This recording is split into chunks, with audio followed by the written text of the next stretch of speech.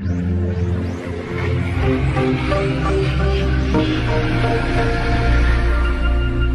monster. Psychonauts! Have you ever wondered how cool it would be if someone decided to make a show or cartoon about kids with psychic powers? And I'm not talking about fucking psychic kids, perfect children. Personally, I'd like to think that there's someone out there that's willing to make a cool anime about people with psychic abilities. Hell, even a Nickelodeon cartoon for that matter.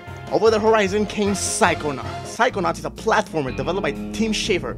He is a funny guy. It came out for the PC, and other piles of consoles I don't even care about. I've personally never heard of this game before, which is no surprise because when it first came out, it didn't do so well financially, just like the Google Nexus Q. Never heard of it? Yeah, exactly. Anyway, that being said, it has to be one of the most underrated games I have ever played. Seriously, the style is appealing, gameplay mechanics are dynamic and crisp, and it is packed with memorable and relatable characters like Blech, and who could forget Blech. I guess you really have to get into it to really pick up what I'm talking about here. So how about we just dive into it?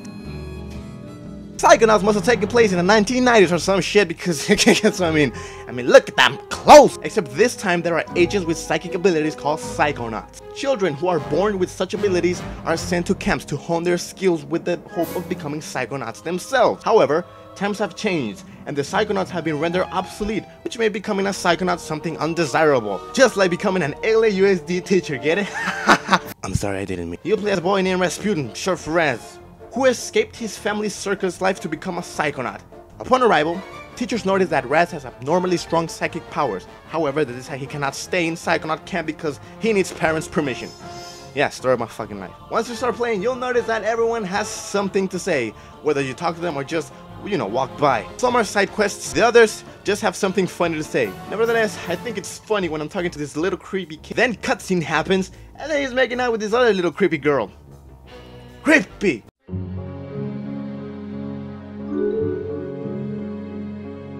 Most of the levels will take place inside a person's subconscious, but don't let this fool you. Each level is cleverly designed and it stands out in a very unique way. As you progress, you'll gain different psychic abilities that will ultimately make you a psychonautic badass. However, you're only allowed to use 3 or 4 abilities at a time, so if you're playing this on the PC like I was, you're gonna need fucking 6 fingers or something in each hand. Cirque du Soleil and whatnot. There were many times that I died or couldn't get over an obstacle because my pinky couldn't reach the fucking... You'll eventually get used to it, but you know, it's frustrating nonetheless. And what would a kid's game be without a romantic subplot? It will be a kid's game. It will be. Alongside the way you meet a girl named Lily, who seems to have a secret crush on Raz, but is having trouble admitting it.